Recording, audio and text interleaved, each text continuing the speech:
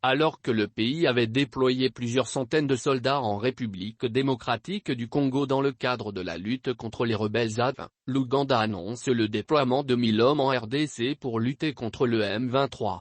Dans une déclaration mardi 22 novembre, le président du centre, Germain Kambenga a indiqué que les 1000 personnels militaires Kanyans, ça veut dire au moins 500, sont dans l'administratif, la logistique et le sanitaire, soit un peu moins de 500 militaires pour le combat et les autres qui arrivent. Ce sera pareil, a-t-il expliqué.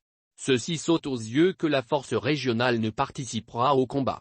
Ce sera une force qui s'occupera du territoire qu'elle a abandonné lors de la guerre de 1996.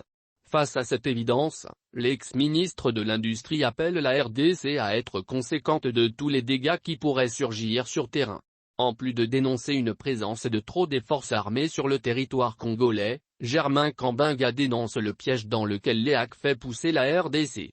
D'un côté, il y a ce balai diplomatique en RDC et de l'autre, vous avez cette punacité du M23 qui augmente de jour en jour.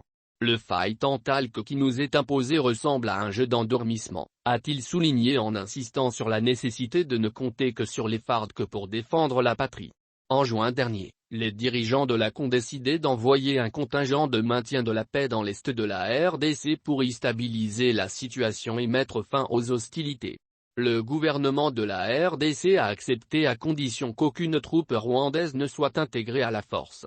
Créée en 2000, l'AC est une organisation régionale regroupant 7 pays: le Burundi, la RDC, le Kenya, le Rwanda, le Sud-Soudan, la Tanzanie et l'Ouganda.